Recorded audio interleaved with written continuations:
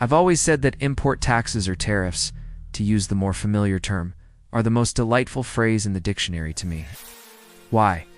Because slapping a tariff on something is a direct assault on the way things have been done, a punch to the gut of the global trade system. Now, take Donald Trump, the fellow who seems to flip-flop his opinions faster than a pancake chef at a busy diner. What in the world is going on? Why is Trump hitting his closest partners, think Canada, Mexico, and the European Union, with import taxes? And why doesn't he seem fazed that the stock market's tanking, with Wall Street traders sweating bullets as the Dow takes a nosedive? Does this guy actually have a plan? Or is he just stirring the pot for kicks? Well, brace yourself, because I'm here to tell you. Yes, there's a strategy behind the chaos. Believe it or not, there's a method to this madness.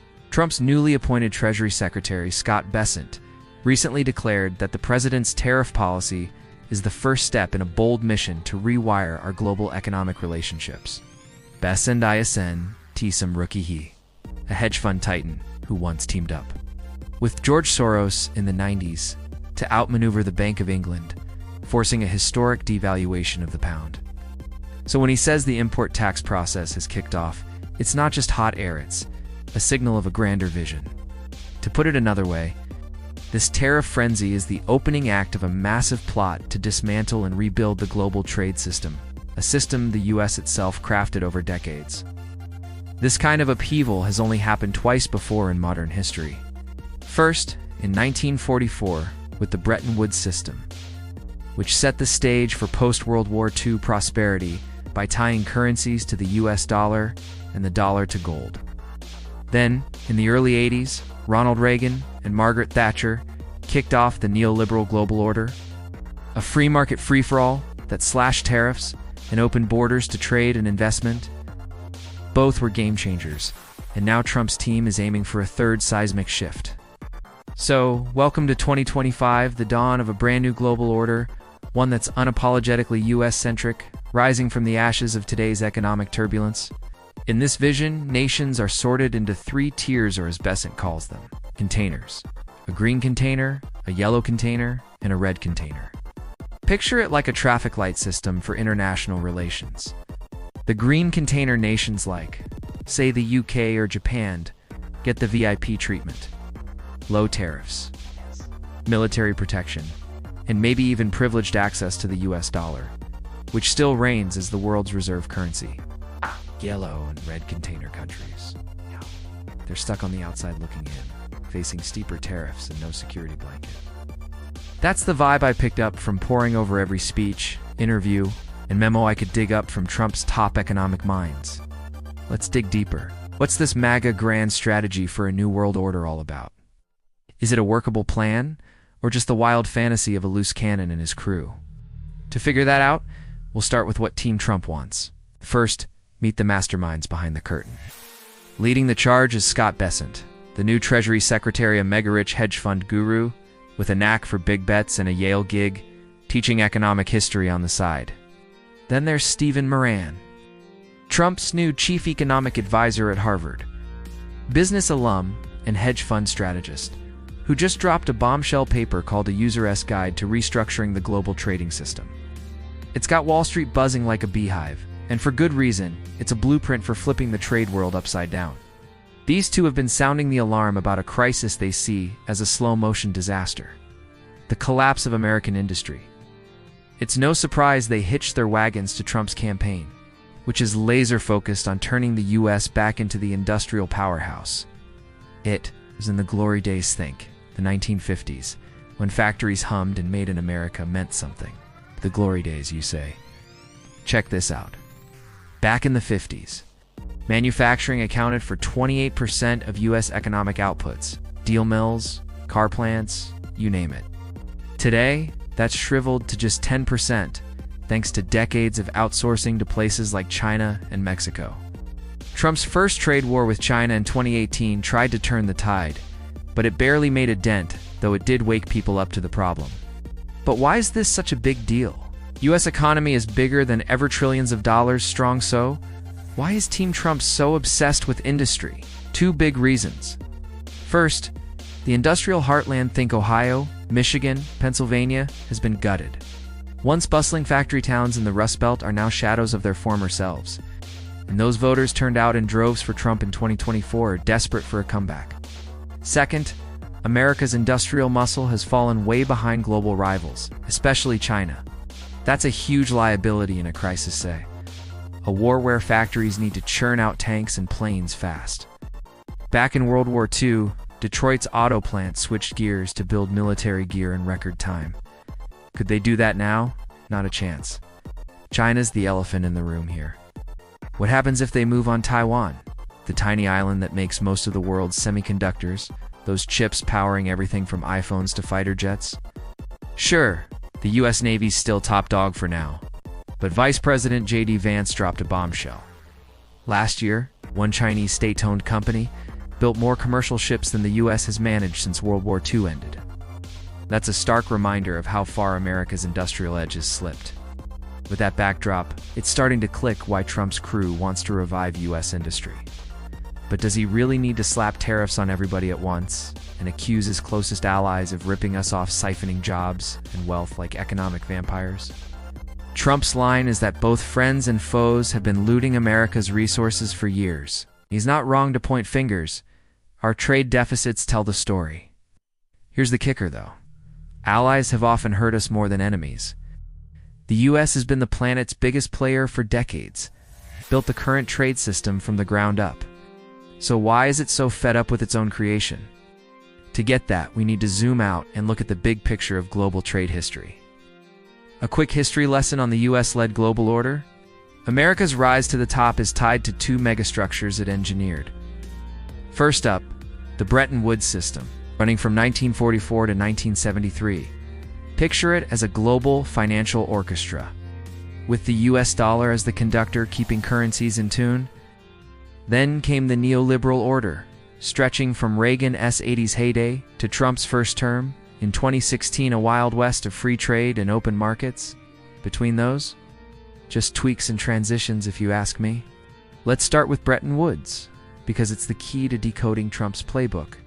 It kicked off in 1944 at a conference in New Hampshire, where world leaders hashed out a plan to avoid another Great Depression or World War.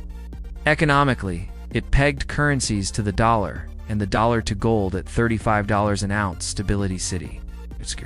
It birthed NATO to counter the Soviets and a US-Japan pact to box out communism in Asia. I call it the Bretton Woods Economic and Security Order. Signing up as a non-US member meant three things: peg your currency to the dollar, lean on US military might, and get US help to juice up your industries. The Marshall Plan was the poster child Hire America, threw billions at Europe to rebuild after the war. Opening its markets while letting allies shield theirs from US competition, neutral countries could cut their own deals. Communist ones like the USSR were locked out cold. Bretton Woods looks like a sweet deal for those nations, not the US, right? Wrong, here's why. First, the US was hell-bent on stopping another global war. By giving Europe and Japan a leg up on trade, it wasn't just charity, it was forging a team of allies for the Cold War showdown with communism. Second, American factories needed export markets-rich partners, meant more buyers for US goods. Third, and biggest, it crowned the US dollar the world's go-to currency.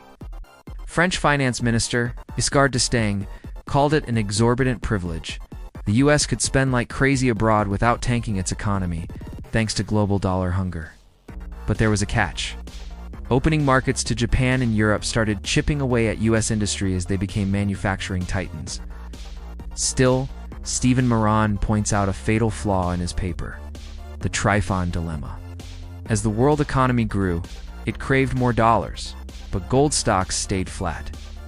The US had to pump out dollars, undermining the gold pegger stick to gold and strangle global growth. In 1971, Nixon said, "Enough." He yanked the dollar off gold, ending Bretton Woods and unleashing a decade of economic chaos, floating rates. Inflation until Reagan and Thatcher rode in with the neoliberal order. That new system was all about slashing tariffs, ditching investment rules, flexible exchange rates, and the US playing global cop with its military. It was looser than Bretton Woods, no formal dollar pact, just everyone using it because it was the easiest and safest bet.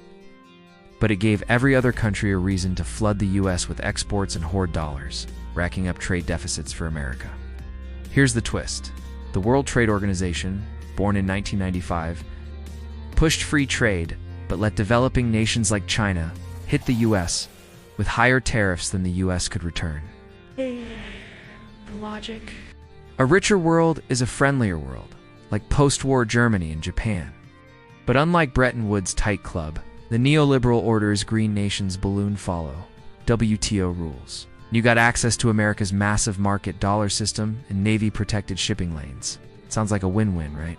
Sure, but the US got a huge perk. With fixed rates gone, Moran says, demand for US assets like treasury bonds jacked up the dollar's value way beyond what balanced trade would allow. A strong dollar funded America's global military sprawl, think bases in Germany, Japan, South Korea, even as its economic share shrank from the 50s peak. Plus, it made Americans richer, buying cheap imports with a beefy buck. But here's the rub. A strong dollar killed US manufacturing. Factory jobs fled, especially after China joined the WTO in 2001, sparking the China shock that wiped out millions of American jobs. The winners?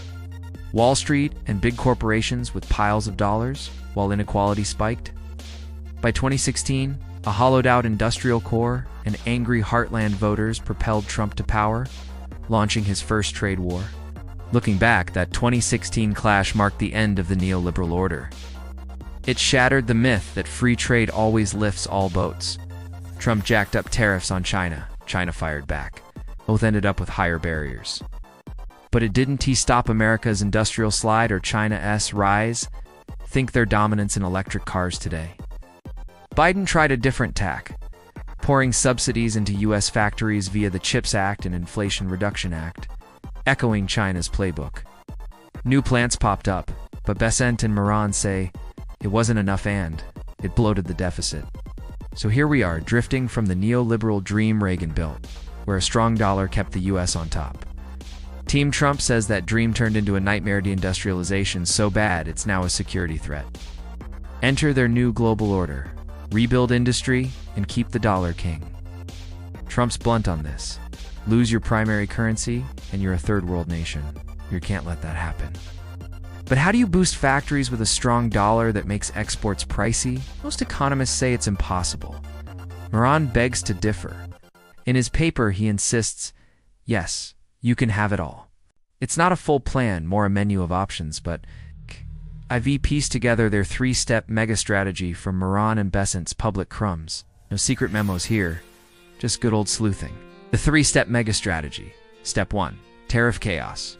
We're in it now. The administration's showing it means business, slamming high tariffs on friends and foes alike. Stock market crashing, economy wobbling. They don't care, short-term pain is the point. Besant hinted tariffs weren't just a cudgel in Trump's first term. Now they're a bargaining chip. Moran, pre-administration, said big moves like currency deals come later after tariffs build pressure. This chaos is about leverage. Step 2. Matching tariffs. Remember Trump's China trade war, where tariffs ping-ponged higher. Reciprocal tariffs stop that game. If you hike tariffs on us, we match you, no exceptions. Besant calls it the path to fair competition, rewarding innovation and stability over cheap labor or shady tricks. Critics cite the 1930s Smoot-Hawley tariffs, which tanked global trade and fueled the Great Depression. Moran's comeback. They need our market. We hold the cards. With the U.S. as the top consumer, he bets others will blink first. Step 3. The Mar-a-Lago Agreement. Here's the endgame, a deal to rival Bretton Woods or the 1985 Plaza Accord, where the U.S. and allies tweaked currencies to ease trade gaps. Moran's coy now, but he has floated, weakening the dollar to boost exports while keeping it the world's currency. Think green nations tying their money to the dollar in a flexible peg, adjusting if it gets too strong. In return, low tariffs, U.S. protection, dollar access, but they'd pay for that security, unlike Bretton Woods' free ride. Besant's speech backs this vibe. Trade's a web of military, economic, and political ties. Trump sees it as a system to reshape for Americans. Does it add up? This makes sense if you buy Team Trump's view. The old order screwed the U.S. tariffs. Build leverage, matching rates, force fairness, and a currency pact could weaken the dollar just enough to juice industry Enough nations sign on as green. That's the hitch. Joining means trusting the US big, time-pegging your currency, relying on its military, and paying up. Back in 44 or 85, nations trusted America. After ditching deals like the TPP or musing about snagging Greenland, that trust's shaky. If no one bites, the US faces a fork. Ditch the $S status or keep it strong and stay hooked on foreign factories. Neither's pretty. This is a high wire. Act bold, risky, and maybe brilliant if it works. History says big swings can redraw the map. Will this one? Time will tell, but Trump's team is betting the farm on it.